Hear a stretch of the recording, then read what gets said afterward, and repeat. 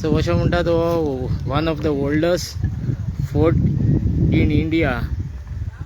So आनी हे protect जावपाक जाय म्हणून अशें इतके लोकल आनी लोकल पंच आहा पळय ते म्हणटा. पूण सरपंच आहा ते अशें म्हणटा आमी ते इन्क्वायरी करपाक जाय आनी त्या उपरांत मागीर हेजेर स्टेप घेवपाक जाय कशें प्रोटेक्ट करपाचें ते.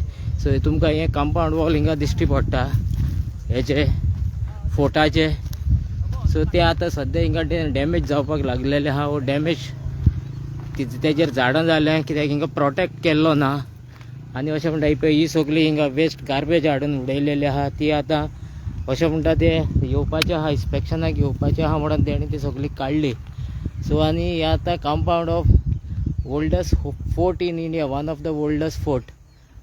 सो हे आतां हिंगासोटे फ्रॉम कारांबोलीम आदोसीम टील म्हणटा ते बाणास्तारी लगून हे अशें आहा.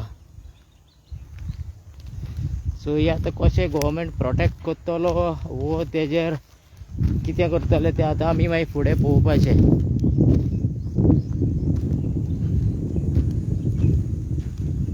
सो आतां ही एरिया पडटा ती कारांबोलीम पंचायतीच्या अंडर येता. आनी ते म्हणटा हे सद्या हिंगा लँड फिलींग जालेलें आहा.